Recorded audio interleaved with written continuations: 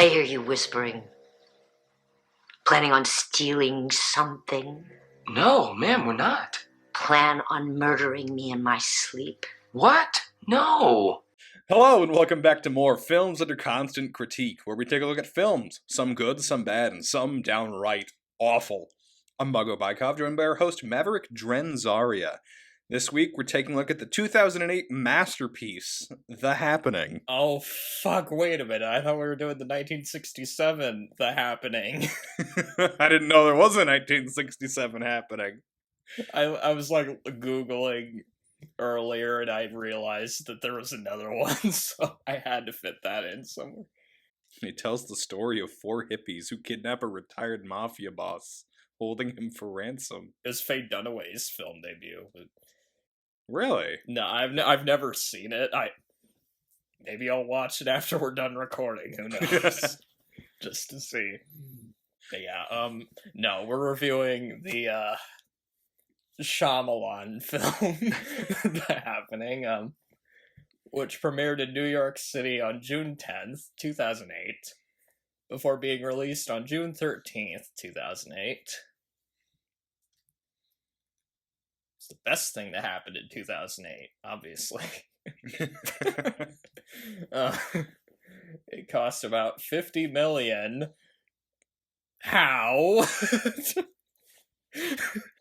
That's actually a great point. How? You could shoot this for like $100.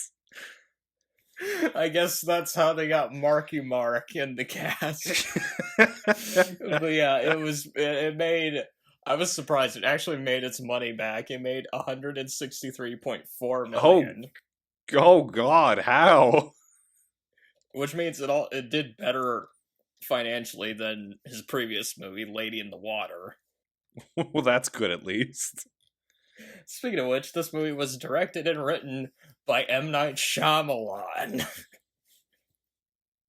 Don't forget produced. And produced. Yes, there's that title The card. only thing we're missing is starring. He does appear in the movie very briefly, but we'll get to that. But yeah, there's that title card. This is like written, produced, and directed by M. Night Shyamalan. Now, I've gone back and forth on this guy's work. What's funny is actually the first one of his movies I saw was After Earth. That's a bold starting choice. I'd never heard of him before this. Never heard of him. And when I first saw that movie, I didn't think it was that bad. Whereas now, I look back and wonder, what the hell was I thinking? I personally, I think his first two movies are pretty good. I think The Sixth Sense and Unbreakable are pretty good movies. But starting with Signs, things started to go downhill. Aliens get killed by water. That's all you need to say about that fucking movie. Because The Village was just boring and dumb. Lady in the Water was nonsensical and egotistical, apparently. What is that the one where he plays a character who ends up being like God or something, or like he's a prophet or something like that? He plays a writer, and his book is like prophesized to like change the world, and he's going to die. Fantastic. So it's slightly less egotistical than what you said. The less said about the last Airbender movie, the better. Some people were saying The Visit was like a big comeback for him. I didn't care for it. Split, I thought was good. I thought Split was good.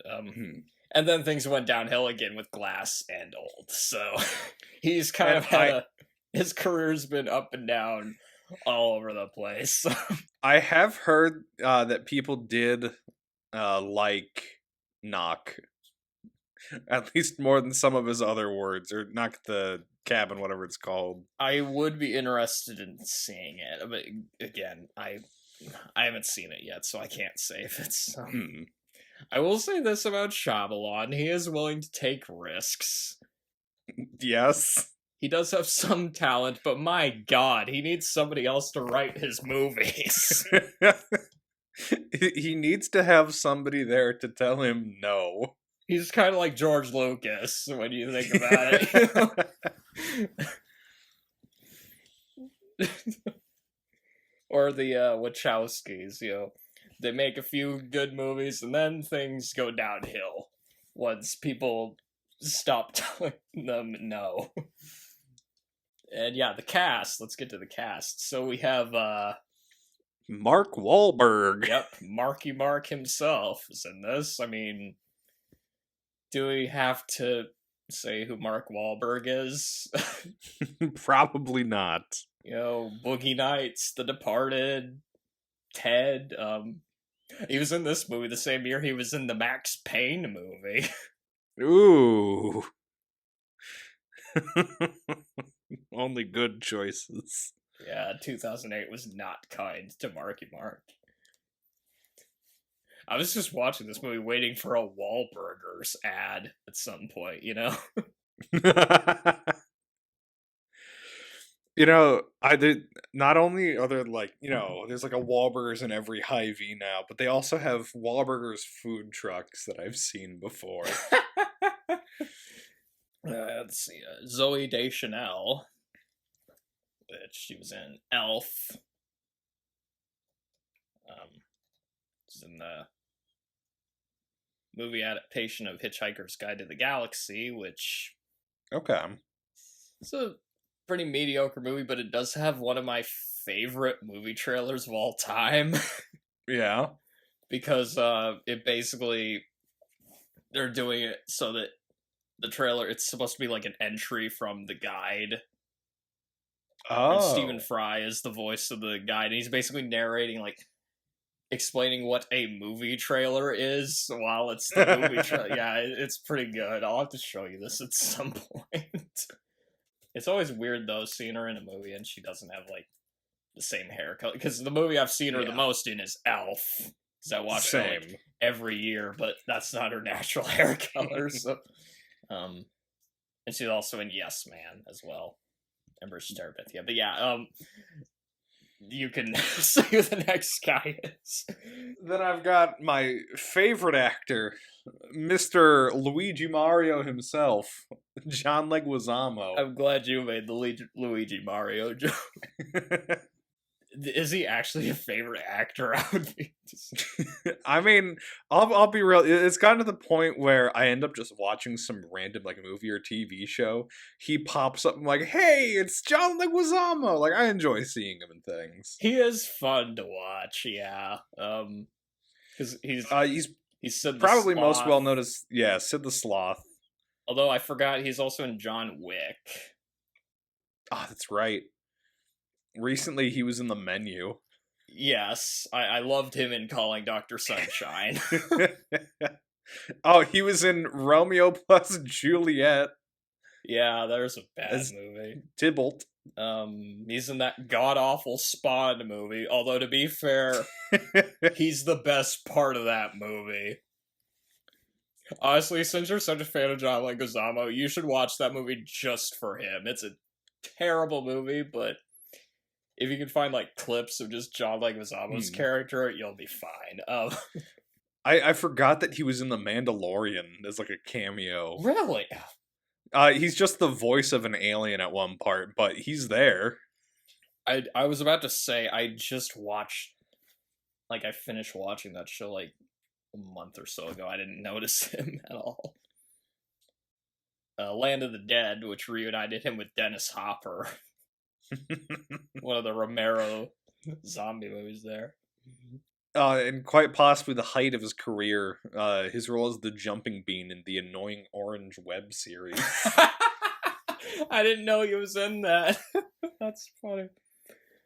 A quick question.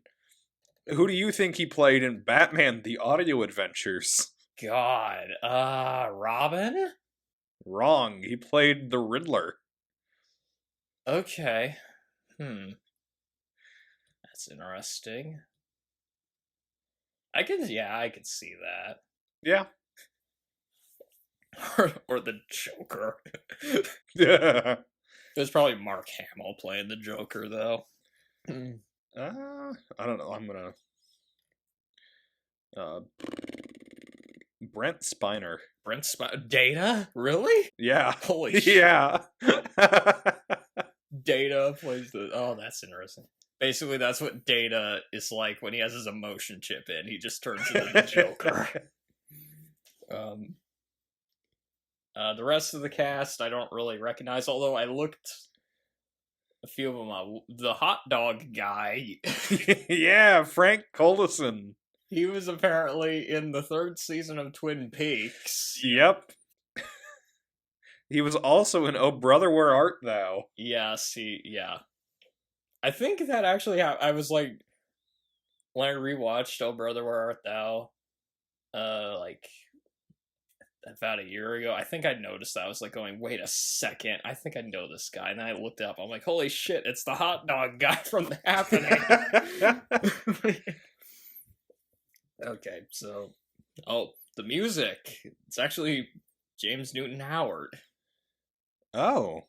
He has been on the podcast before because he collaborated with Hans Zimmer on the music for Batman Begins and The Dark Knight. So, Oh, wow.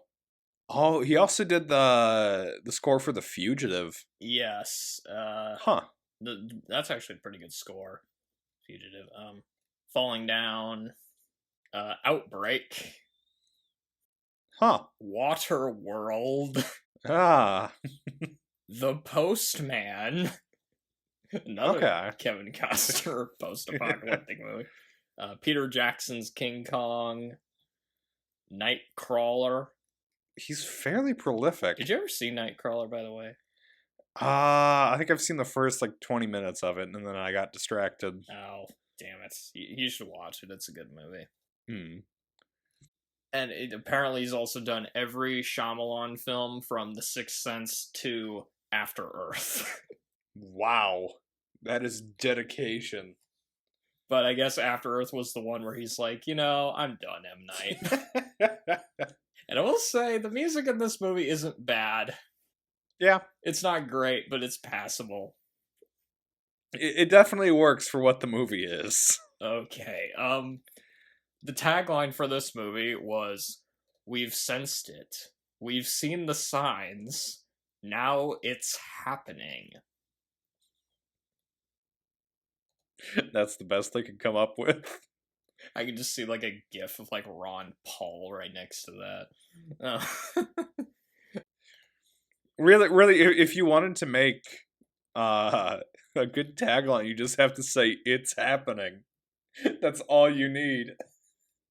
And you have to make it in a slightly larger font so people don't know if the film's called It's Happening or The Happening. It's happening. And also another thing, we've sensed it. We've seen the signs. Just to remind you of some of the other movies that Mr. Shyamalan has made. Imagine if he did that with another movie. That'd be great. He just keeps adding on to it. Makes the tagline longer. Yeah, let's see. Knock at the Cabin, what would that be? They came for a visit, when really they should have split after they heard the knock at the cabin. There we go.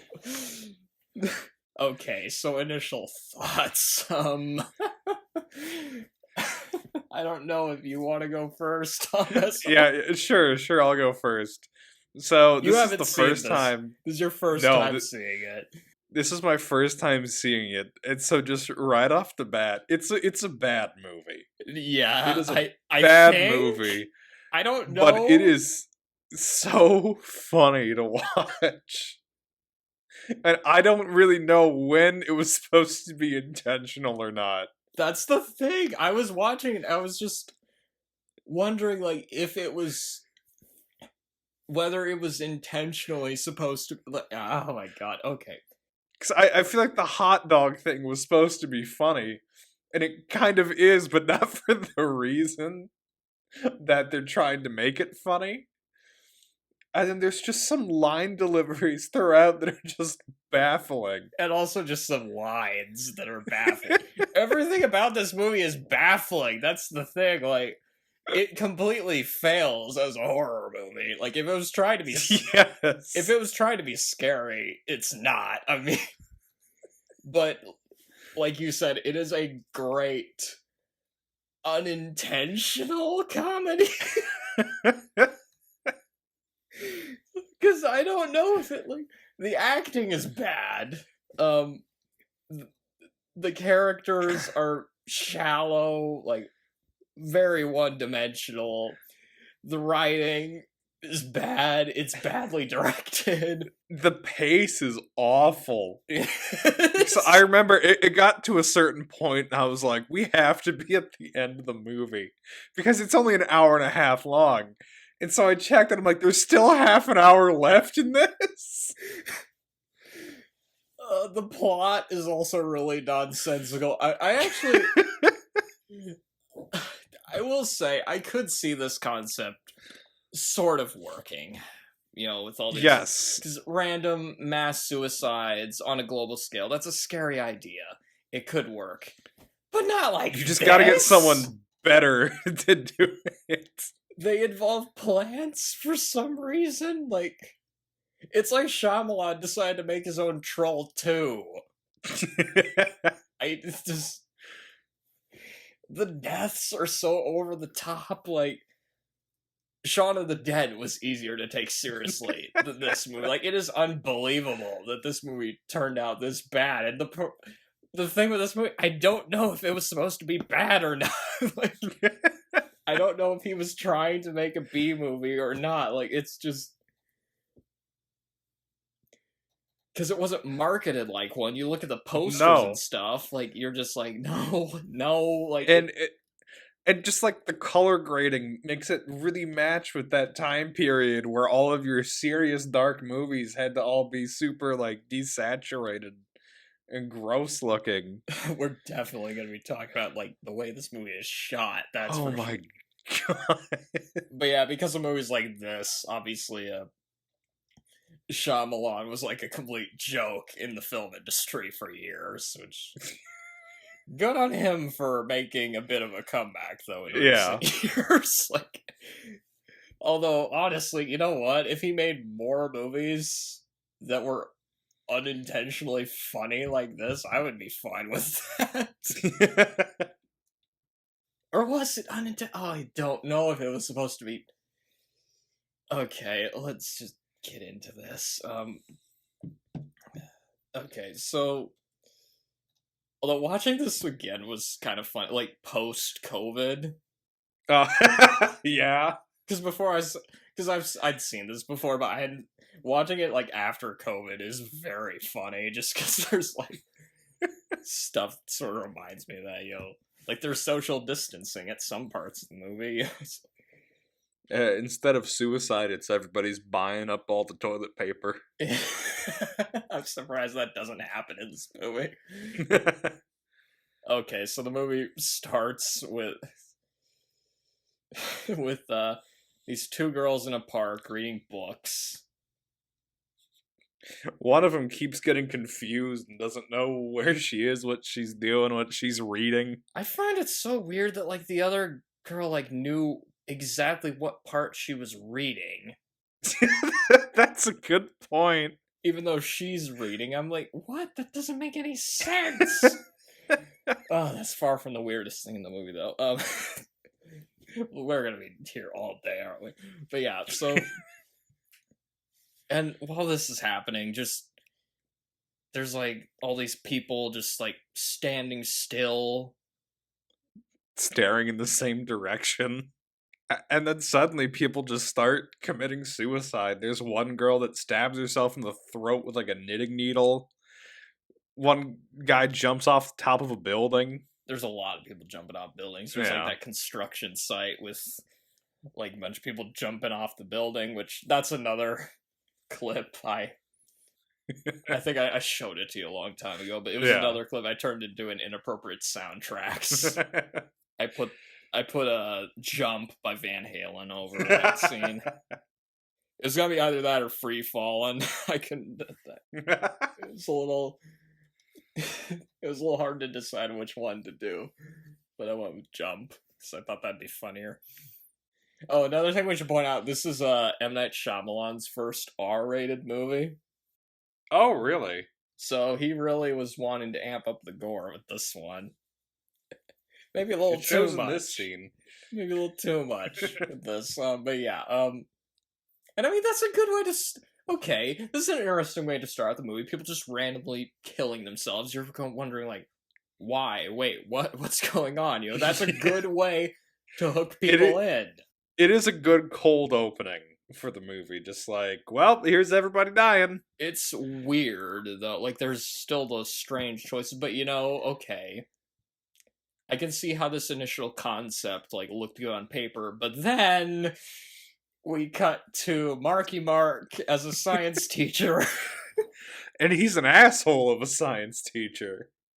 Oh my god. Yeah, he's like making fun of that one student. Like, yeah, well, because he's like, can anyone tell me why the bees are dying? And there's one kid in the back of the class, he doesn't even care. And he just starts like dunking on the kid for no reason. He's like, I know you look good now, but you're not gonna look good in 10 years. Yeah, it was kind of you know what it was reminding me of? It was reminding me of another movie we did on the podcast, you might remember, called Superman 4. A little bit. The classroom scene in that movie. It was kind of similar to that, where he's like they're like asking, oh, what do you think's causing it? Like, what do you think we should do? You know, that sort of. But yeah, And, it was also the scene where it was the first indication you get where you realize Mark Wahlberg was not the right casting choice for this role. Like, he's just... And, I mean, that whole conversation is weird. Because he asked the kid again, why do you think the bees are dying? And this 15-year-old high school kid who just doesn't give a shit says, an act of nature, and will never fully understand it. He's like, yeah, it's a good answer. And would you believe it? This actually does come up later. I know. But yeah, it's just you do... How do I explain that Mark Wahlberg is not the right person to play a really dorky science teacher? Just... He looks constantly uncomfortable in every scene he's in. Gosh, he makes Woody Allen look more confident. I mean, my god. It's just so straight. Like, every line delivery, I don't entirely blame it on him. I also have to blame it on Shyamalan.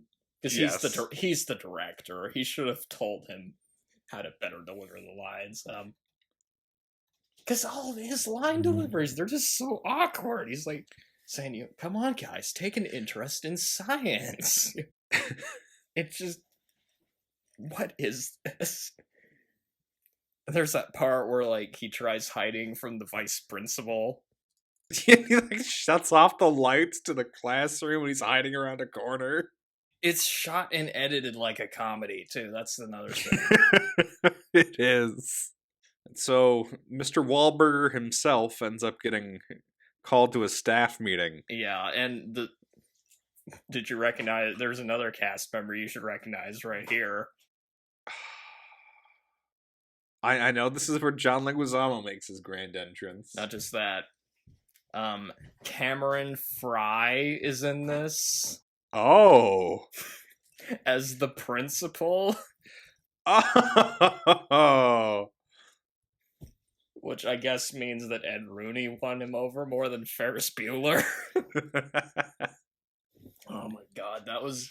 I forgot he was in this, actually. But granted, he's only in, like, one scene. Yeah. But still, like, I'm just like, what? And the role, like, it couldn't be more perfect. He's, like, playing a principal. Yeah. And they're, like... everybody's thinking, like, there's, like, a terrorist attack going on. Yeah, they think they're releasing some sort of gas in Central Park, and that's why everyone's acting weird. I think this is also the first time when somebody says something is happening. Yeah. Which, that line comes up Often. And yeah, John Leguizamo is also here, and he's playing a math teacher. Who loves math, like, more than anything else in the world. Except his daughter. That is another thing we need to point out. Like, the characters in this are so just... They are about as one-dimensional as you can get. You got John Leguizamo, the math teacher, who... I'm pretty sure he mentions math in, like, every scene he's in. Yeah, it's like this was written as a sitcom. I mean, these feel like sitcom characters who ended up in a big-budget thriller directed by M. Night Shyamalan. I would love to watch this movie edited with a laugh track. I would too, yeah. It goes to commercial break right after he says, "What? No!" Because no, seriously, the way this movie is filmed, it feels like a comedy. Because there's, like, no sense of, like, suspense or dread or, like... Yeah. From, like, the way it's edited or the way it's acted. To be fair, though, John Leguizamo, he's trying, at least. Yeah. You know? His character's not well written, but he's trying, at least, so there's that. And yeah, he's a math teacher that loves math. Everybody got that? And that's basically his entire personality. And he loves his daughter, yeah. Yep. Moving on. And this also, the next thing, we get introduced to Zooey Deschanel's character, and she is, the wife of Mark Wahlberg, and they have a very strained relationship. Because that's her personality trait in the movie, is she's his wife, and they have a strained relationship. And Zooey Deschanel, usually she's decent in a movie, but here, oh my god. Like, her performance in this is horrible. Like, it's like she's doing an impression of a zombie. Like, there's just no emotions there. Like, one of her first lines of the movie, she's, like, watching the news, and, it's, like, talking about all the crazy shit going on, you know, people killing themselves. She, like, says, "It makes you kill yourself. Just when you thought there couldn't be any more evil that could be invented." Just that line. The line itself is funny, but it's delivered so badly, too. Yeah. Just when you thought there could be any more evil that could be invented. That's definitely one of my favorite lines in the movie. Like, there's other lines. There's some that are just at the top of the list on this one, but we'll get to those. It's you're just going, Shyamalan, you need somebody else to help you write, man. Do not go with the first draft, because this is what happens. And get somebody to help you with endings, too. And also, at one point, her phone goes off, and some guy named Joey says hello before she closes the phone. I'm bringing this up because... Technically comes back later. You know whose voice that is? Whose? Shyamalan. Oh, so that's his cameo. And from what I can recall, this is by far the most minor cameo role that Shyamalan has had in one of his movies. Maybe it was him trying to backtrack from his ego-stroking supporting role in Lady in the Water. Who knows? But yeah, just one line. It's just his voice. You wouldn't even know it was him either. Yeah. I forgot it was him. I had to, like, look it up. Because I was like, wait a minute, he's in the movie? And I'm like, oh, okay. Because you only hear one word from him. And yeah, so everybody's leaving, basically. They had to, like, evacuate the school and stuff, and just... They decide to get on a train. To head to Philadelphia. Another thing, can we point out, Mark Wahlberg and Zooey Deschanel have, like, no chemistry in this. It's not just that they have no chemistry, they actively repel one another. I guess part of it is okay, they're supposed to kind of come across like they don't like each other, but even still, like, It's really bad. you got Mark Wahlberg's awful neurotic performance. Hell, but you might as well have just cast Woody Allen in this movie if you wanted, like, but and Zooey Deschanel is just like brain dead or something. All she does is hold on to the little girl's hand, complain about the situation, and then every now and again make a vague reference to their marital problems. I guess at And one that's point it. she does say that she tries not to show her emotions, but still, that feels like it was written in just to explain her like bland expressions. Like, it's not well done. Oh my god. There's this newspaper that says "Kill Adelphia" because lots of people are dying in Philadelphia. Which, by the way, they get on a train and they stop in Philadelphia. And this is another exchange, which I'm like Mark Wahlberg, he's like confused. He's wondering like why they stopped the train. He's like, why? What did you? What's going on? He's like, and like the conductor, I think he says to him, "We lost contact." With whom? He just stares at him. Everyone. It's so bad. Like, what? It's just baffling. It really feels like filler. Like you meant to have like an actual conversation. You're like, I'll get back to that later. Let me just put down a few lines here and move on. And that's also one of the first, like, I watched the trailer for this. Like I expected, that was like one of the first things they show in the trailer was that. That feels like a trailer moment right there. It does. Or it would be if, Mark Wahlberg acted a little better for the scene. God, yeah, Mark Wahlberg, just his delivery, he's like, with whom? He sounds genuinely on the verge of tears throughout this movie. He does. Oh my god. It's like M. Night Shyamalan kidnapped him and forced him to be in this movie. He held him at gunpoint just off camera the whole time. God. He said he was gonna, like, use his, like, clout to shut down Wahlburgers if he didn't agree to be in this movie. Yeah, just, okay, it's not only just that the lines are bad, like, something, we lost contact. With whom? Everyone. Like, just, the lines are bad by themselves, but the way they're delivered, too, is just awkward and weird.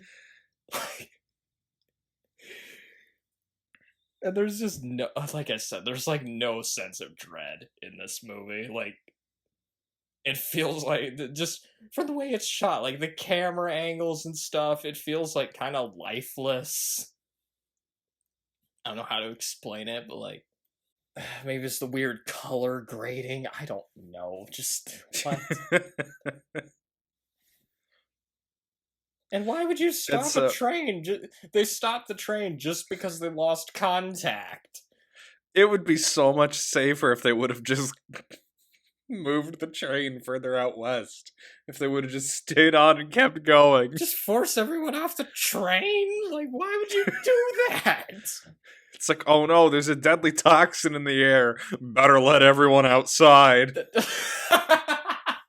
It doesn't make any sense. It doesn't make any sense. So they decide to make the next logical move, which is go to a nearby local diner immediately after getting kicked off this train. They're talking about mood rings or something. I don't know. Like, I didn't know mood rings were scientific, I guess. They're not. I know they're not. I've had several mood rings. I have one upstairs, actually. So I kept losing them. And then okay, he's just talking to his daughter about mood rings, and then all of a sudden, this random woman he doesn't know just comes up to him and says, "Here, look at this video." And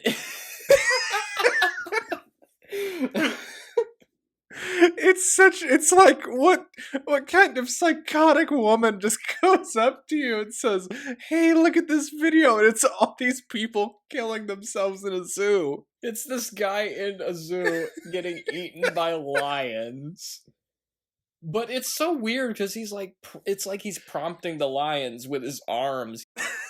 Here's my arm, eat it, you know. It's what? And then, yeah, he gets graphically eaten by the lions, and it's pretty bad CGI too, I should point out. Yeah. And then the woman like says, "Mother of God, what kind of terrorists are these?" That line, that's one of my favorite lines from this movie. That kills me. It's so funny. And then, like, the diner owners bring out a TV where there's a news report on it. And it's like these people in the news are like, oh, it's not a terrorist attack. It's there's plants that are releasing toxins that switch off part of our brains that keeps us from harming ourselves. That's so fucking weird. And then they show like a map of like the infected area, and everyone's like, where are we? And they point at like directly in the middle of the map, and they're like, we're right here. Again, just every scene in this, it's shot and acted like a comedy. I find it hard to believe, like, I don't know whether to believe if that this was, like, done on purpose or not. I really don't know, like... And then everyone just drives off. Yep. They're like, oh, shit, we gotta get out of here. And so... And then we get another great line delivery from Zooey Deschanel. She like says, "Can you believe how crappy people are?" Which is and it's also a bad line too. Like, yeah. Sorry, you keep going. And so they're all trying to find a way out. John Leguizamo finds a Jeep that's willing to take him further into Philadelphia in order to find his wife. But he leaves his daughter with Marky Mark and his wife, with whom he's having marital problems, as they hop into a car with a very special character, the Hot Dog Man. Yes, the Hot Dog Man. We will definitely be talking about him. But they, during this part, they are projecting John Leguizamo's death so hard. Yeah. This part, like, just the way it's shot, like, and the music, like, it's just like, oh, yeah, he's gonna die. Like, it's, like, not even subtle. Like, it was your first time seeing it, too, and even you noticed that. And so this couple that they're riding with go back to their house where they have, like, a massive greenhouse beside it that they all walk into. Yeah, which is a great idea after what they've heard about plants. Yeah. And yes, the Hot Dog Man, he shows up, he's like, we're packing hot dogs for the road. You know, hot dogs get a bad rap. They got a cool shape, they got protein. You like hot dogs, right?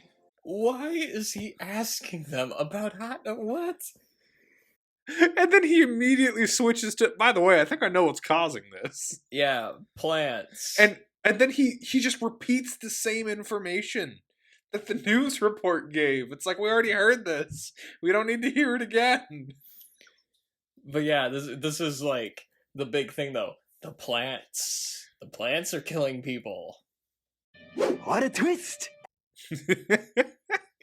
What? And honestly, the hot dog guy was kind of reminding me of the dude a little bit. I wonder if that was intentional. I have no idea, but his performance was like, he's not, he barely gets any lines in this, but that's like one of the things I always remembered about this movie was his weird hot dog tangent.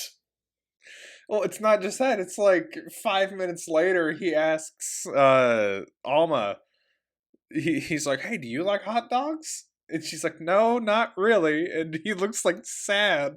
To be fair, that's one of the only times where Zooey Deschanel seems to show any emotion in this. She just kind of laughs at him. It was probably her breaking character, too. That's the thing. I honestly hope that wasn't written into the script. And that he just walked in and he's like, no hot dogs get a bad rap, and everyone on set's like, what is he talking about? It was like a Christopher Walken moment right there. Yeah, they're just like, yeah, it doesn't make any sense, but whatever, leave it in. It's like, it's literally like that part in fucking Geely where Christopher Walken's like just talking about pie for no reason. You know what I want? Nice big bowl of pie. Put some on your head. Tongue will knock your brains out trying to get to it. Interested? Sha? What the fuck was it? Oh my god. I guess Geely part of that was like, I think it was trying to be a, or was it? That's another movie. I don't know if it was trying to be a comedy or not, but anyway. I'm glad we're doing this movie instead of that one. Yeah, what? The hot dogs. It's the hot dogs that are... Not the hot dogs. Sorry, it's not the hot dogs that are killing people. It's the plants. Honestly, that... What a twist! It's the hot dogs! Honestly, that makes more sense than the plants. Oh, what would the title of the movie would have had to have been like the hot doggening or something. I don't know. But yeah, then we cut back to John Leguizamo, and he's in the car and there's driving, and they see a bunch of dead bodies just everywhere. Yeah. And I will admit, like, if placed in a better movie, some of these shots would have been really good. There are occasionally some good shots, yeah. Yeah, like, when you see all the bodies, like, hanging from the trees and everything, like, if this was actually an effective thriller, like a horror movie, you could have gotten some pretty good shots out of that. But this isn't an effective horror movie. I don't know what this movie is, actually. It defies categorization. But another thing about this scene, so she's like scared by all these bodies, and then John Leguizamo decides to distract her by telling her a math riddle. It's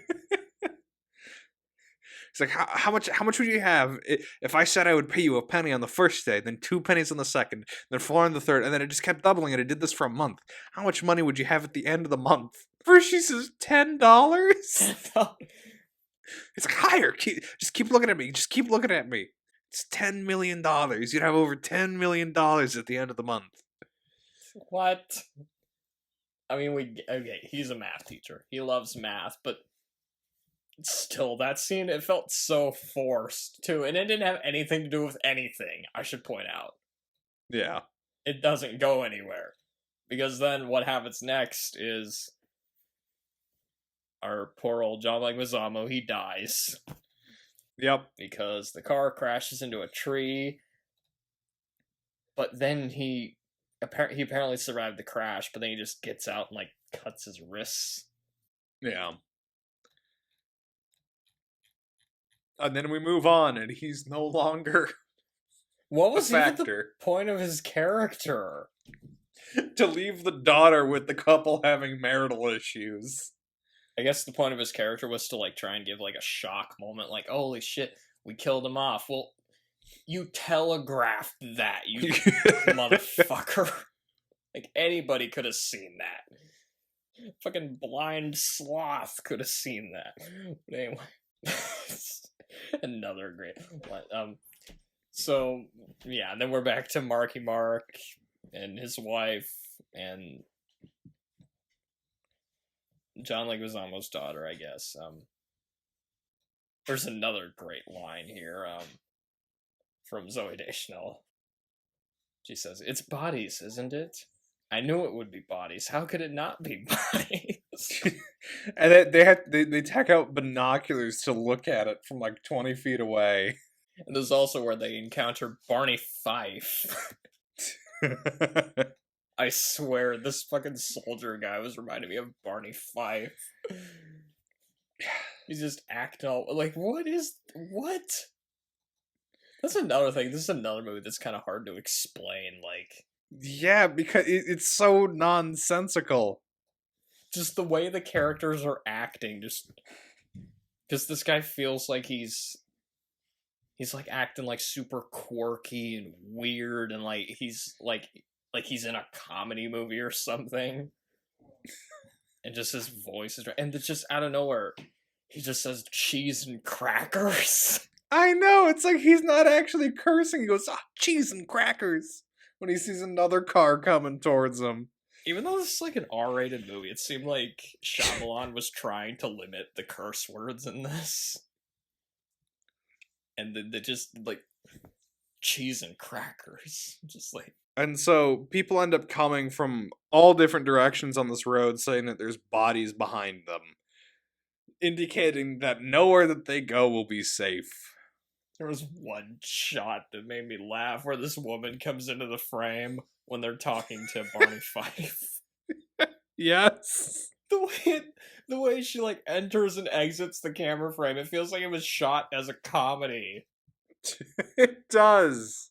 It's like, it literally felt like a shot you would see in like an Edgar Wright movie.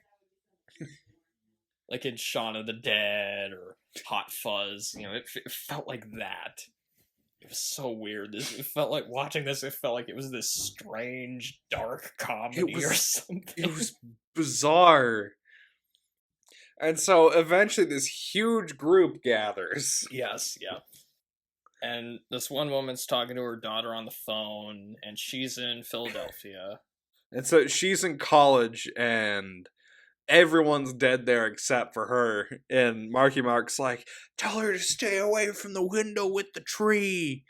Which doesn't work. She ends up killing herself in the middle of the phone call. And before she kills herself, she's just saying, calculus.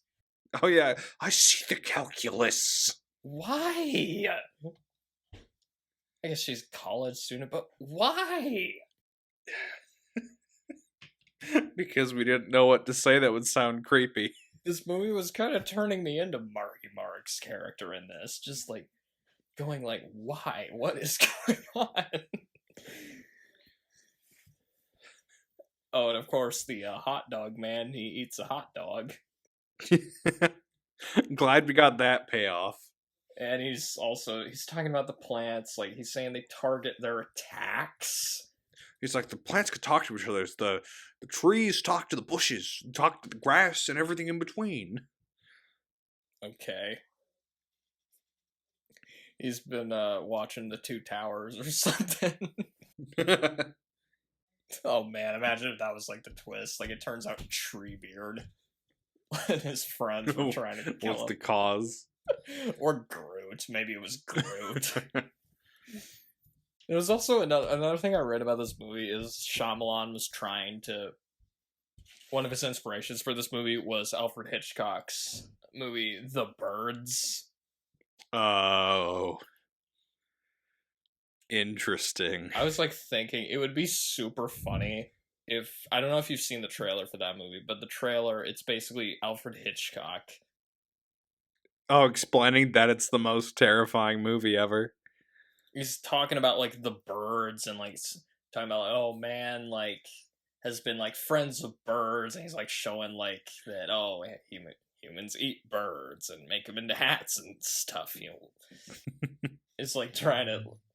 And I was like thinking it would be super funny if Shyamalan did a parody of that trailer where he explained the motives of the plants. That would be pretty good. And then Zooey Deschanel, she reveals that she cheated on Marky Mark with Joey. Oh, that's the real twist. That's the real twist of this movie, is that she was... And it's like, did we really need to resolve this now while everybody is dying? Because another thing, remember, Joey was played by M. Night Shyamalan. That's the real twist of the movie. Is that Shyamalan was banging one of his actors. But yeah, it doesn't really go anywhere, I guess. Not except for one line a little later in the movie, which is fantastic. But I guess it's just, that's why their marriage is kind of estranged, I guess. I don't know. Like I said, the characters in this are very, very shallow. Like, just... Yes. They're like they're barely characters. They're basically archetypes. And yeah, there's that soldier guy who's just shouting about how his firearm is his friend and it won't leave his side. It's also for fighting and for fun, or so I've heard. I was like, what? And they like, I think they all killed themselves, right? The soldiers. Yeah. There's a lot of suicide in this movie. It's almost like it's a main plot point. Yeah. Maybe I shouldn't have watched this. But yeah. And then while that's going on, you come back to Marky Mark and his wife, and they're like talking about. I kind of see what you mean. How are we gonna talk about this movie? And everybody's like freaking out, like Mark. And they're like, we gotta go back and save him. Mark's like, no, we can't. We can't go back. Mark Wahlberg at one point, he's like saying, oh no, and then Zoe Deschanel says, what? Oh no. Like, just, what do you mean, what? Oh no. Like, what is that supposed to mean? Like, we're not gonna be one of those assholes on the news who watches a crime happen and not do something. We're not assholes. There's so many. This scene alone, like, just killed me. There's so many funny things about it. It's just like the line deliveries, because again, it's Mark Wahlberg trying to be like this really super awkward, like, nervous science teacher, but it's not working. It just does not work. Like, not at all. And the camera shots during this scene too, because it's like zooming in on his face and like just, it's like the camera shots and his expression, just, it's so funny. And he ends up puzzling it out that it's when people are in large groups, the plants seem to release their toxins. It's like going, be scientific, douchebag. And yeah, they have to, basically what happens is they have to split up and run ahead of the wind. Because it's the wind that's spreading all over. Yeah. So, I am on the edge of my seat right now. They have to outrun the fucking wind. Are you kidding me?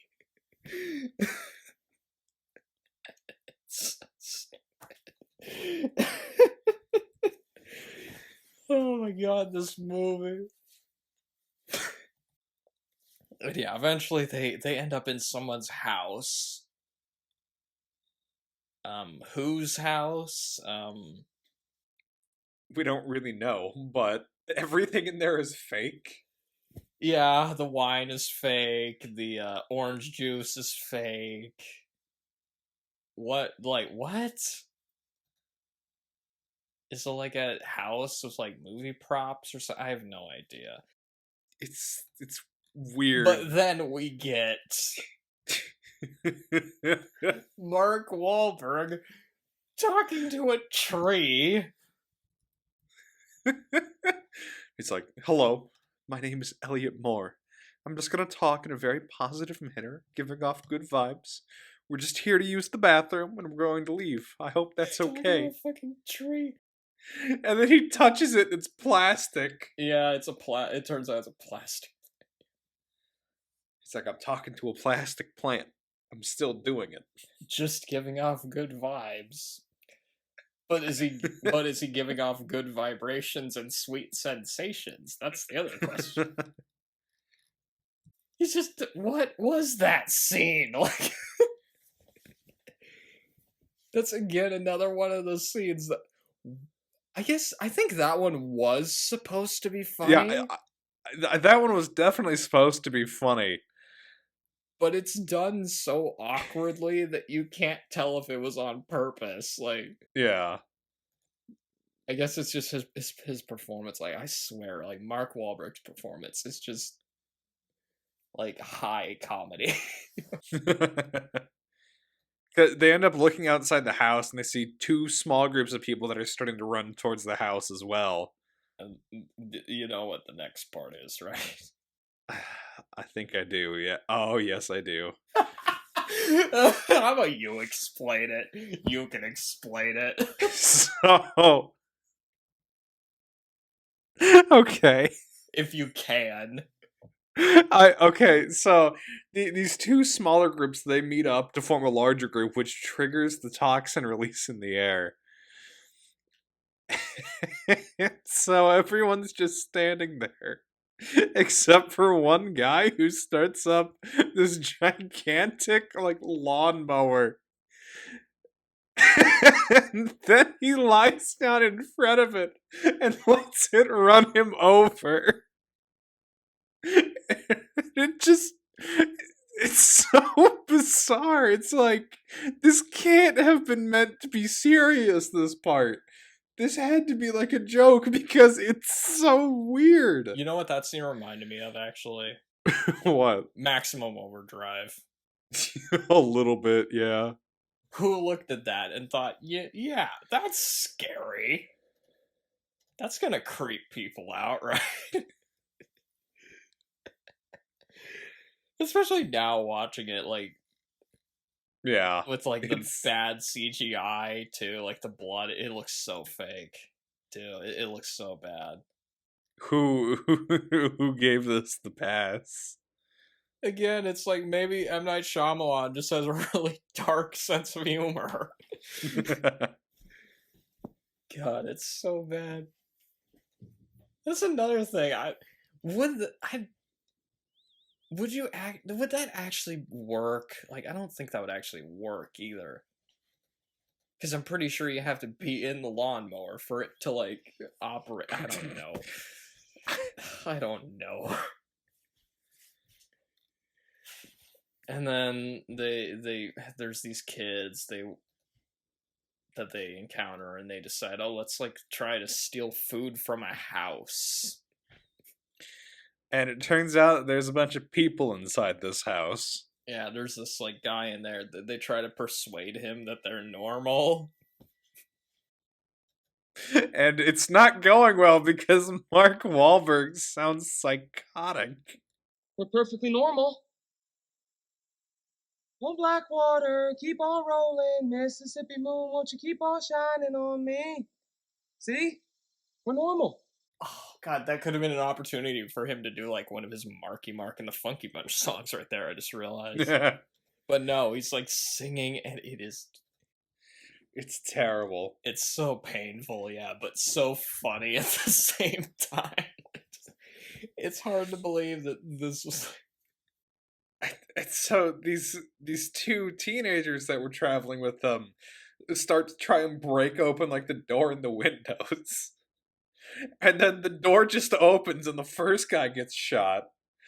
And then another gun comes out of the window and the second guy gets shot. I think it was around here where I was like, how much longer is this movie? And then I saw there was an entire, like, half an hour left.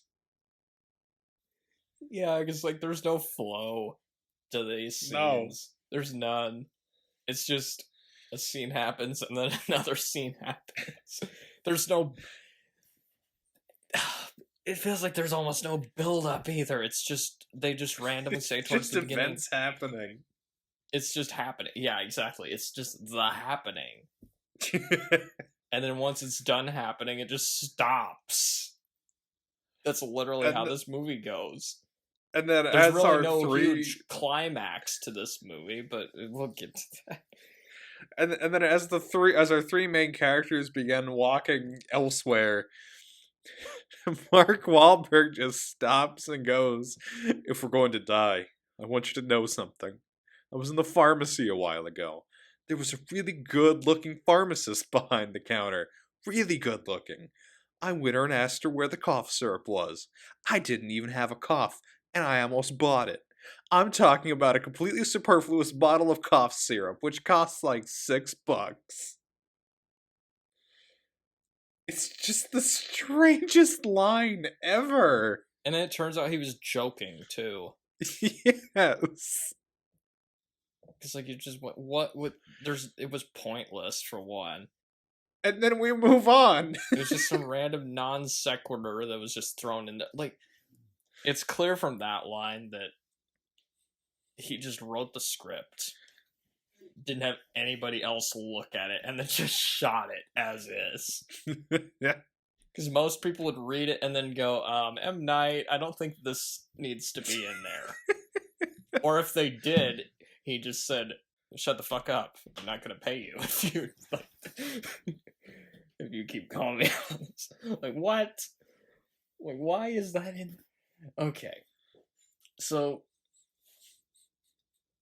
at one point, there's like they're showing like a TV, people on the news. Yeah, and it's weird because it's like some other unrelated place, but they just wanted you to see this newscast. Yeah, but this is really minor, but there was one guy on the TV that looked sort of like Creed Bratton. Oh, yeah, kinda. Which kind of makes me wonder, like, what this movie would have been like if it had characters from The Office in it. Probably not that different, if we're being honest. Yeah, probably.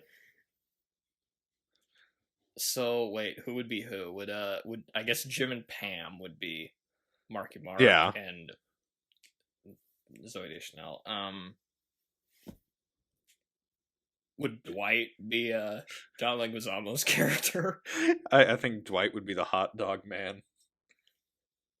Or maybe that would be Creed. That's a good point. That seems like something Creed would say, honestly. Because that's what Creed does. He just shows up in the middle of a scene, says something weird, and then leaves. Yeah. Okay, moving on. And then they encounter oh my god, that's what this movie is turning into. And then this happens. Because that's how this movie. I'm not even gonna say flows because it doesn't flow like at all. No, it's just scenes happen and then we move on. What is this movie? They encounter an old lady. She says, "Why are you eyeing my lemon drink?" And she's like this weird old lady in the like living on a farm in the middle of nowhere. Yeah, exactly. And so she doesn't have any power because she doesn't want contact with anyone from the outside world. They don't even ask to go in her house, and then she just lets them in. Yeah, she's like, "I'll give you all dinner." Even though it sounds like she doesn't want them to come in. Like, why are you letting them in then? What is going on? And yeah, they're just eating dinner. She like slaps the daughter on the hand because she tries grabbing some food. She says, "Don't touch things that aren't yours."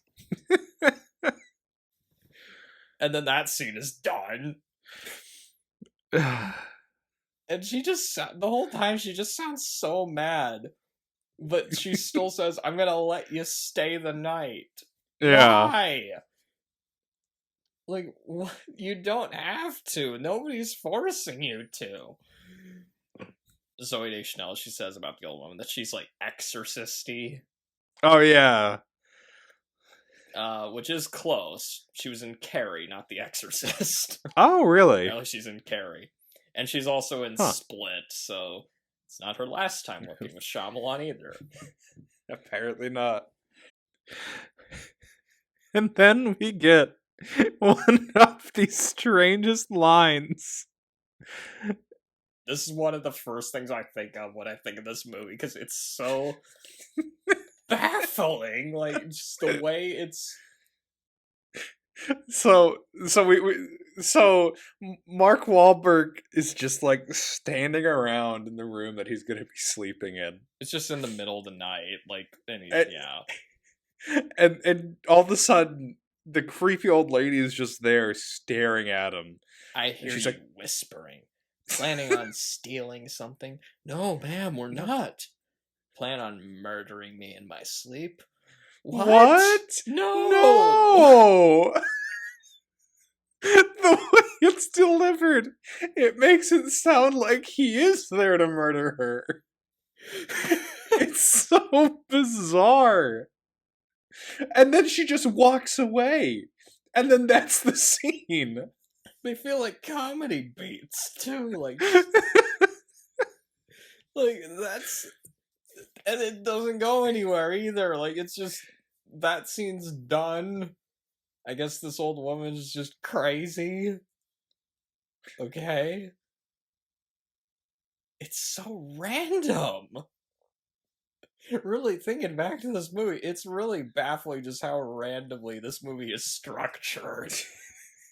If you can even call it that. Calling it structure is a bit much. Yeah. And just the way it's another scene that really shows you like the Mark Wahlberg, like just this is not a good project for him to do. No. At all. And the script, so then it's a bad script too. I don't think we should... That's probably what he said when M. Night Shyamalan offered him the screenplay. He's like, "Do you want to be in my movie?" Mark Wahlberg? What? No! No! And so then the next morning, he gets up and just walks into her bedroom. And there's like a life-size doll just laying under her covers in the bed. Yeah, that was weird. I don't know what that was. And then she basically just appears behind him again and kicks him out of her house. Just tells him to leave, yeah, which maybe she should have just done that earlier. I mean, because maybe. She's not very hospitable. I mean, I guess she did offer them dinner, but then she just attacked them for taking too much dinner. Yeah. And then she leaves the house, goes out into the garden, stops moving, and she just walks. She just stands still in the garden and. And then she just walks backward and starts headbutting the walls and breaks open the window. I will admit the shot of her head breaking the window is pretty good. That's a good shot.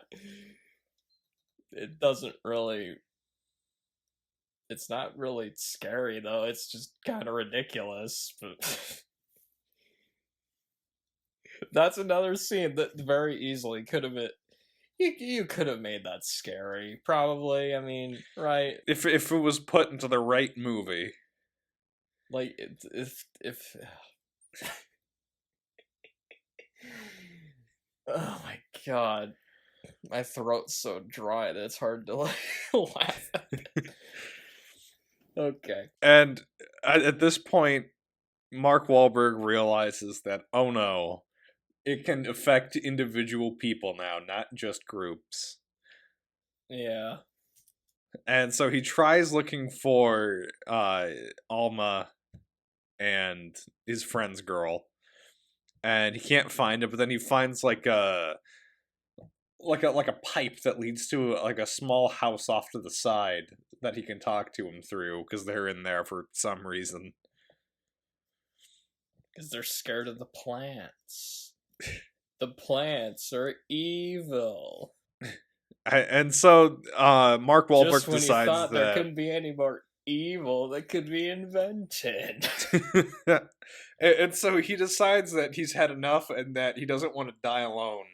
So he just goes outside along with his wife and his best friend's daughter. Yeah, they're just holding hands in a field while it's really windy. And then it just...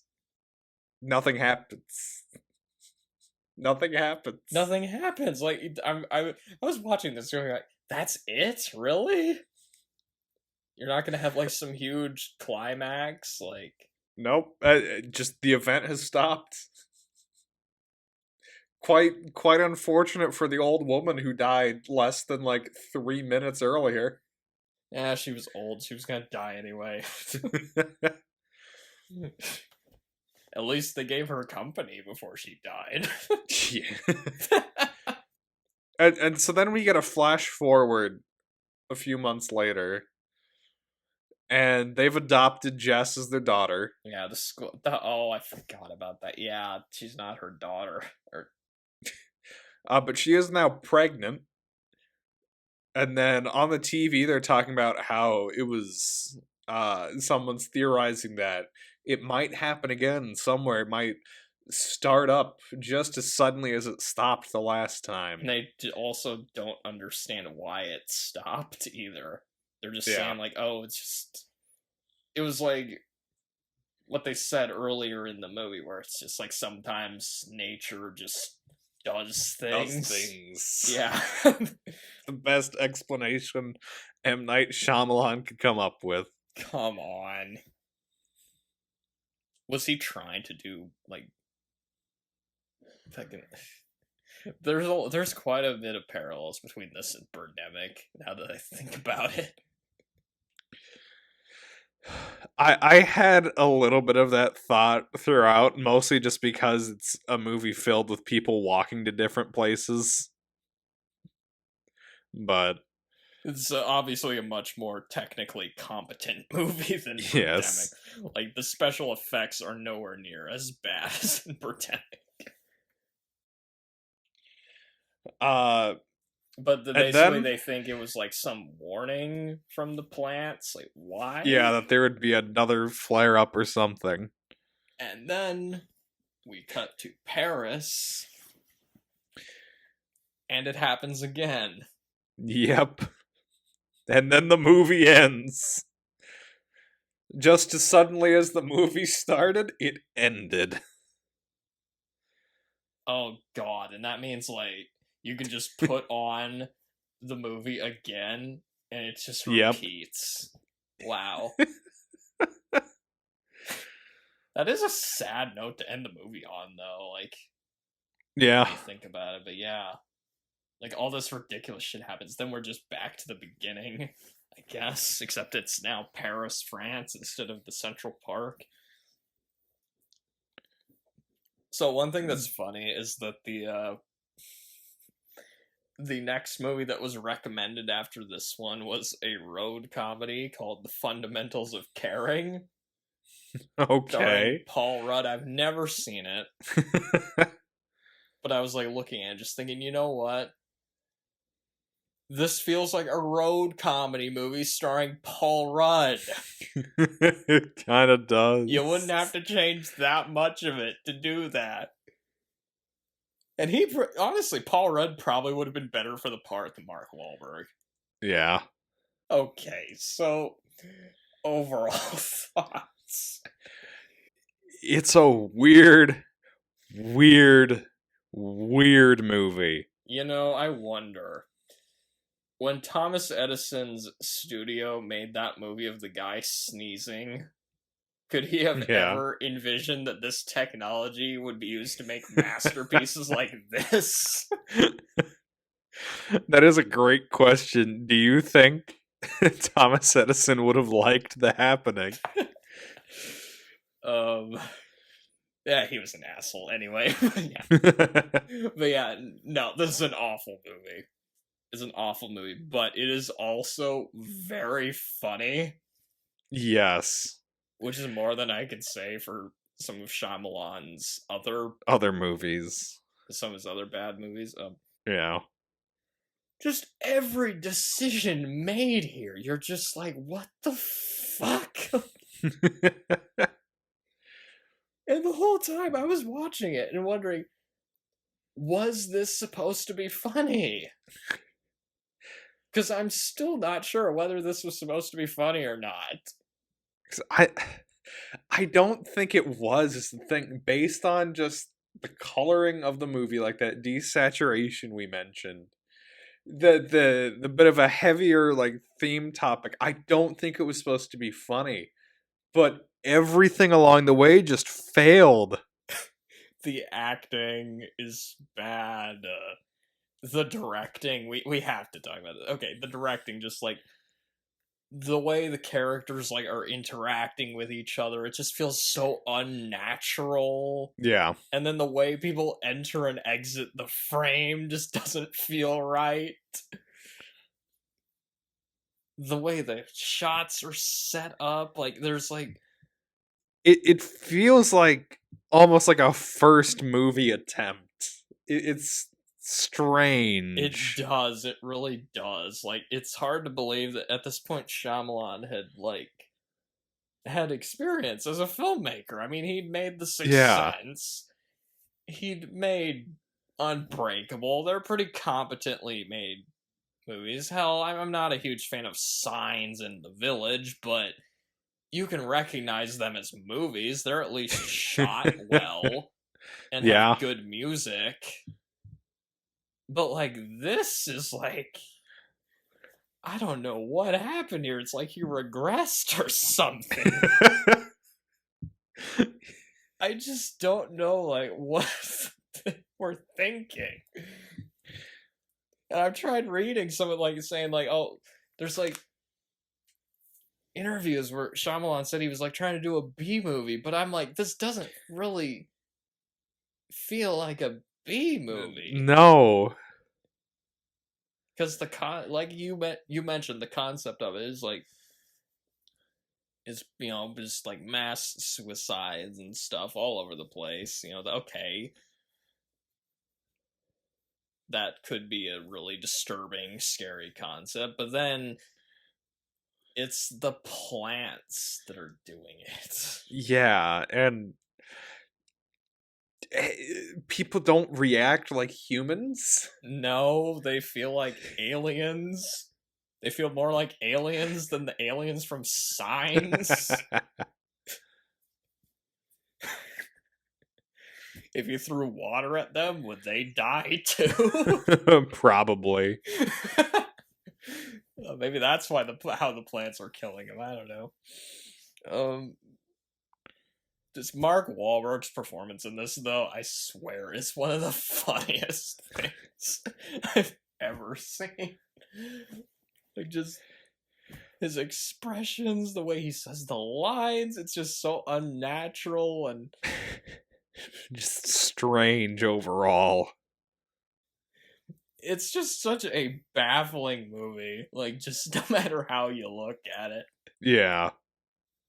And you can definitely blame it on Shyamalan. I mean, just... I don't know, like, who... like, because, again, he's the director. He wrote it, for one thing, and directed it, and produced it. Like, there's... Yeah. He was at every step of the way where something could have gone wrong. And everything went wrong, basically. Yes. But, like, it's one of, like... Because there's other movies he's done that are also bad. Like, you compare this to another movie, which he did, which people regard as shit, obviously. The Last Airbender movie. Yeah. Why is this one funny, but The Last Airbender isn't? I don't think... It's been a while since I've seen The Last Airbender movie. But I think with this one, at the very least, the performances devolved to a certain point where you could laugh at them. With Airbender, it felt like everyone was trying as hard as they could with bad material. Yeah, Dev Patel's in that movie, and he's trying. And also, do you think part of it was also, you were taking some pretty good source material. Yeah. Avatar: The Last Airbender is a good show. At least what I remember of it. It's been a while since I've seen it, and you're trying to fit all that into a, like, one movie, I guess. And it's just not gonna work. Yeah. Like, that's a movie that people had higher expectations for, I guess. Like, whereas with this, it's just another weird thing that Shyamalan did. I guess also that The Last Airbender, it's boring, too. It's very boring. Yeah. I've never been able to watch the whole thing in one sitting. That's like one of those movies that it was so bad, I gave up. I could not finish it. Because it's bad and it's also boring, whereas, like, it's not weird enough. Yeah. And it's not stupid enough. The Happening is too weird and stupid to be boring. Like, it's just... Because I can't... And it's also, you're just trying... Because with Last Airbender, you can clearly see what he was trying to do. He was just trying to do an adaptation of that show, and it was horrible. Whereas with The Happening, I don't know what he's trying to do, and I'm trying as hard as I can to figure out what he was trying to do. You can take a guess, but it doesn't explain everything. No. It doesn't. It just reaches a point, like sort of like The Room, you know? Yeah. Where it's just, they made all the wrong decisions, like, just as far as acting and, like, writing and just... Every choice along the way they picked wrong. Even casting Mark Wahlberg, which you feel would be a pretty safe bet usually, did not pan out. He's not one of my favorite actors by any means, but I've never watched a movie and then thought, oh yeah, he's a terrible actor. No, I'm like, usually I see him in a movie and I'm like, okay, that, at the very least, I see why he was cast in the part. With this one, Yeah. I'm like, I watch him in this and I'm just like, what? No! Because it just doesn't... It just doesn't work. Like, you just... No, it does not. Another thing about Zooey Deschanel in this movie, too, usually when she's in a movie, she's playing these, like, really, like, cynical, sarcastic characters. Like, before April Ludgate was a thing, she was kind of April Ludgate a little bit. Whereas in this, she's just really emotionless and, like... Yeah. It looks like she's dead inside or something. Like you're... It makes you kill yourself. Just when you thought there couldn't be any more evil that could be invented. It's some of the worst acting I've ever seen in, like, a big budget movie. Like, it's just atrocious, but it's definitely one of those movies that you as is clear from, like, listening to this, like, you really do have to see it just to, like, it's kind of like Everything Everywhere All at Once. It's really hard to describe for different reasons. Yeah, for different reasons, because that movie is weird, but it's a well-made movie, whereas this one is weird, stupid, and poorly made. Yeah.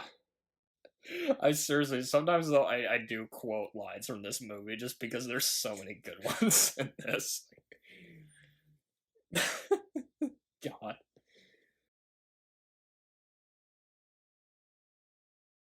The fuck is this movie? And I don't know if the trivia will help us figure out the enigma that is this movie, but we can try. Okay.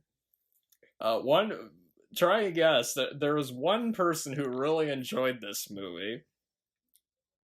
Like a critic? No. A famous writer. Oh no, it's not Stephen King, is it? Yes! Oh no, Stephen, what are you doing?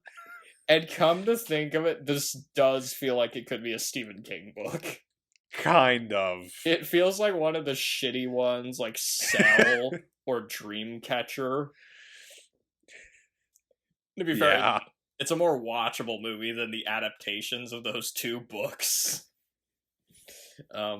But yeah, here's his quote about this movie. Okay.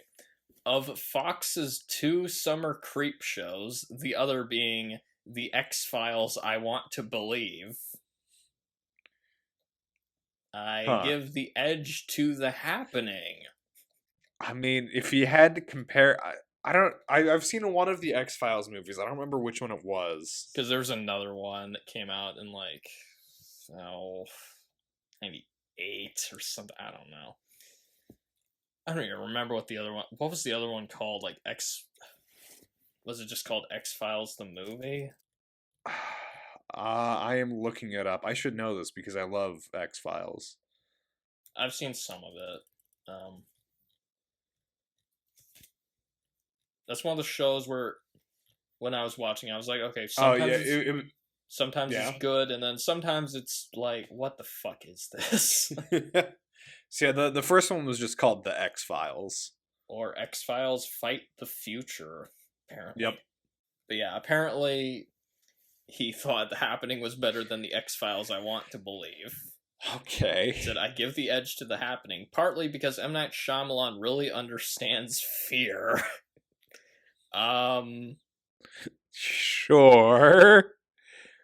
Oh, granted, we should point out he didn't like Stanley Kubrick's The Shining. So. Yeah. Although, to be fair, he did have personal reasons for that. M. Night Shyamalan really understands fear. Partly because this time he's completely let himself go, hence the R rating. And partly because after Lady in the Water, he had something to prove.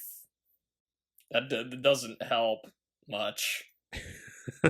Not really. It just goes, oh, Stephen King thought it was scary. Okay.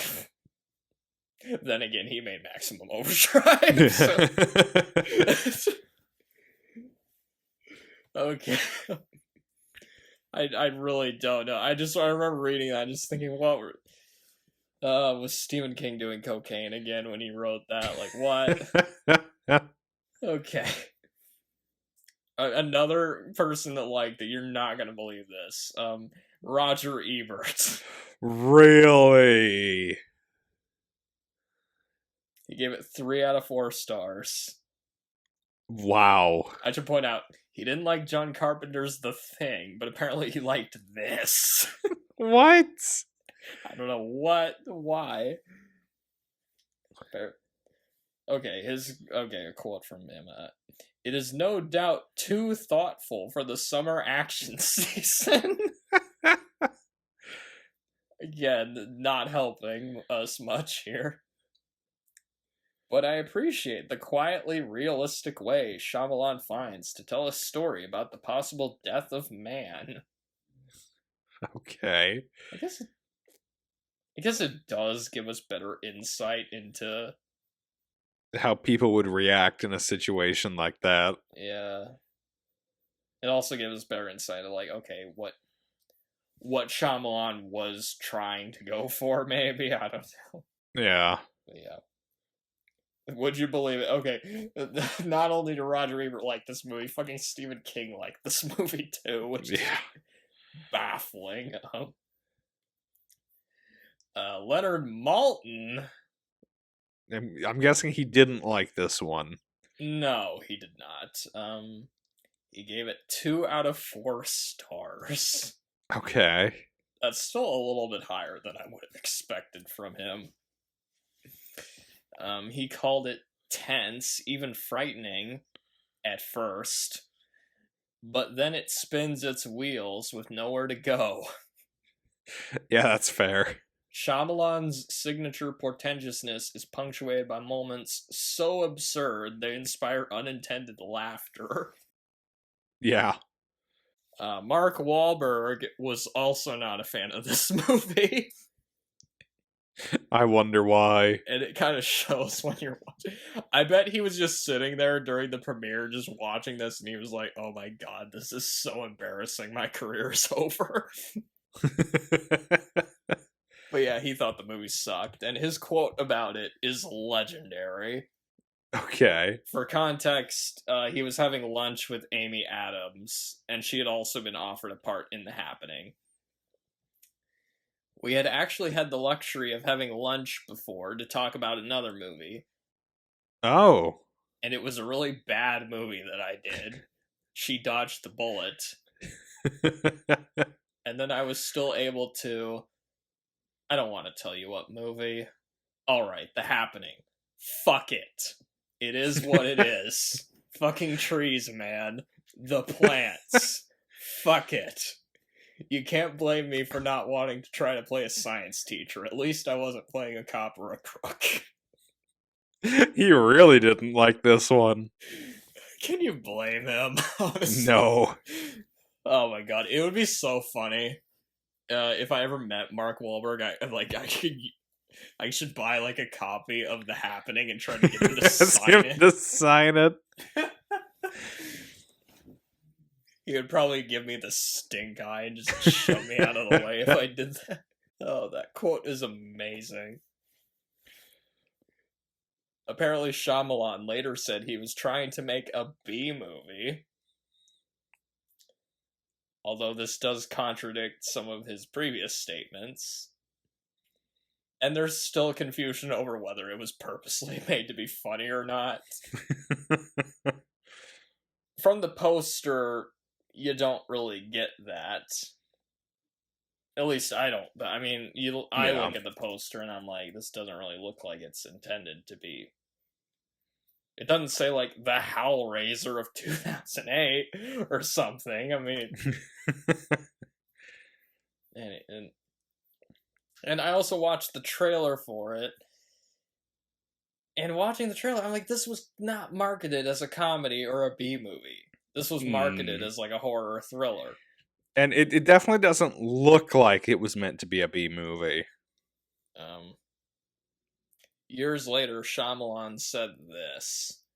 I think it's a consistent kind of farce humor. You know, like The Blob. Okay. The campy 1958 debut of actor Steve McQueen, featuring a mysterious growing amoeba that takes over a small Pennsylvania town. The key to The Blob is that it just never takes itself that seriously. I think I was inconsistent. That's why they couldn't see it. So I guess he kind of admits that, yeah, I fucked it up, didn't I? Yeah. But there's part of me that wonders, like, maybe he was just saying that to save face. That's what, especially if it came out later, that's kind of what that feels like. That was a quote that was, like, 10 years later after the movie came out, so... And, of course, now the movie, like, it has a reputation as a hilariously bad movie, like... Yeah. Room, Troll 2. Some people have compared it to an Ed Wood movie. Like Plan 9 from Outer Space, which some of the dialogue is as inane as stuff from that movie. But basically, it's an Ed Wood movie made by a big budget studio. An inspiration for this movie was Alfred Hitchcock's The Birds. Okay. As was the movie Birdemic, by the way. Birdemic was another movie influenced by The Birds. It's much more obvious, the connection there. Yeah. Who knows? Maybe Shyamalan was trying to do an environmental message. He could have gone the On Deadly Ground route and had Steven Seagal give a speech at the end about how we need to stop polluting. Some of John Leguizamo's early film roles included playing a terrorist in Die Hard 2, Die Harder, and a role in Regarding Henry, where he robs a liquor store and shoots Harrison Ford. Impressive. Yeah, it sets off the catalyst for the main plot. He also had a role in the movie Executive Decision, and we mentioned Steven Seagal earlier. He was also in this movie. And he had a run-in with him on the set of Executive Decision. And it did not go well. I was about to say, I imagine it's a completely normal event whenever you run into Steven Seagal. Have you heard, like, I think I've told you a few stories about Steven Seagal. I've heard a lot about Steven Seagal. We should just do one of his movies just so we could do, like, all the weird, insane stories about this dude. Because, like, there's a lot out there. Yeah. But, okay, what happened here was...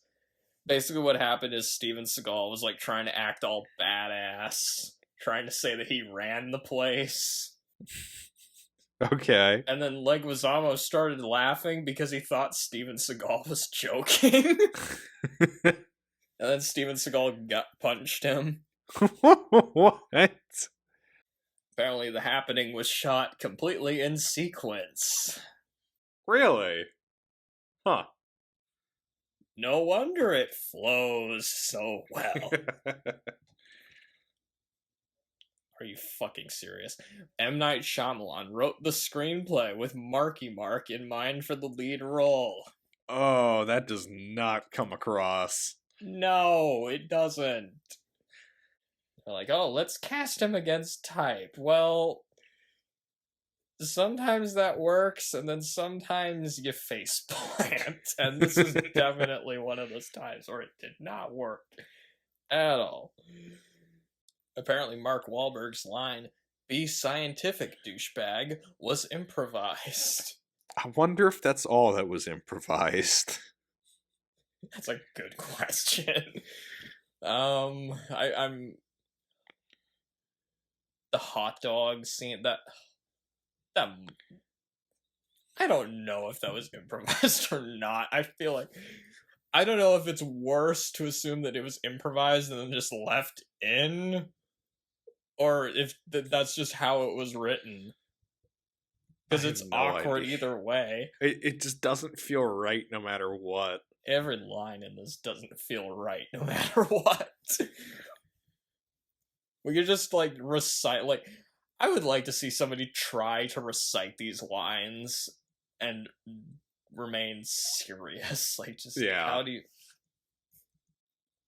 Quote from Shyamalan, "We're making an excellent B movie. That's our goal." That was days before the first reviews for the film came online. Oh no. And yeah, well, it didn't quite work out like that, did it? Oh, apparently this is M. Night Shyamalan's shortest movie. Yeah. 90 minutes. And I'd say that's a good thing. If this movie were any longer, it would not have helped. Do you think that might have been part of it? Like, they just cut so much stuff out of it that it became nonsensical? I don't know. It would be interesting to see. There are deleted scenes, apparently. I haven't watched any of them, but there are deleted scenes. I don't know how much they would change things. Oh no. At the end, Jess wears an Avatar: The Last Airbender backpack. No. And guess what was Shyamalan's next movie? Was it Last Airbender? Yes, it was. No. In case you're wondering, we're not doing that on the podcast. I am not. Don't worry, I don't want to either. If we did, it would, like... Oh, God. It'd be in, like, the top 3 worst things we watched for the podcast. Because it's, like, literally one of the worst movies I've ever seen. It's so bad. It was so bad, I couldn't even finish it. I could not finish it. The tagline, "It's happening," was also used in Signs. Really? Wait a minute, really? Oh my god, it was. It was. Wow. Unlike a large part of the cast of actors, Zooey Deschanel declares that it has been one of her favorite productions. Huh. And that people did not know how to appreciate the concept of natural terror that the production used because it was strongly inspired by movies like The Birds. And she's also kind of used the same excuse that Shyamalan has, that, oh, it's a B movie. Yeah. Kristen Connolly. Wait, who did she play? Oh, she was one of the women ringing on the bench. Okay. Apparently, she disowned the movie. And claims to hate it. She refuses to talk about the film when asked about it. The word "happen" and variations of it are said 25 times throughout the movie. Yeah, somebody kept count. I'm glad I found that, because I did not keep count of it. Oh. Really? When Elliot drops Jess off at the bus near the end, they stand in front of the same townhouse complex used in Rocky. Huh. Yes, yeah, part of the movie did take place in Philadelphia, so... are you fucking serious? Okay, wait a minute. Okay. This is on the IMDb page for trivia. Let me show you this. Somebody literally just copy-pasted Shyamalan's own quote in the trivia. Nice. Where he said, It has a consistent kind of farce humor, like The Blob, the campy Yeah. debut of actor Steve McQueen, featuring a mysterious growing amoeba that takes over a small Pennsylvania town. Okay. Yeah, I think that's good. I think that's good. Alright, The Happening. Fuck it. Basically. What was the full quote? Okay. The Happening. Fuck it. It is what it is. Fucking trees, man. The plants. Fuck it. Alright, well, I think it is time to wish Mark Wahlberg goodbye. Yep. Just think, did you ever think that Marky Mark would ever star in great films like this? What is there even to say about this movie? It's ridiculous. It doesn't make any sense. But it is fun. You should watch it, though. You should watch it at least once. Yeah. And take notes during it so you know this is not what you do when you want to make a good horror movie. Or just a good movie in general, I mean. Yeah. I feel bad shitting on M. Night Shyamalan, though, because I've seen interviews of him. He seems like a nice guy, you know? Yeah. He was just trying to make a movie. You know what? Never mind. Fuck him. He made the last Airbender movie. Anyway. So, yeah, that's that, I guess. And I guess with that, roll Andy Griffith. Yep. Good night, you stupid idiot. Good night, you miserable slob.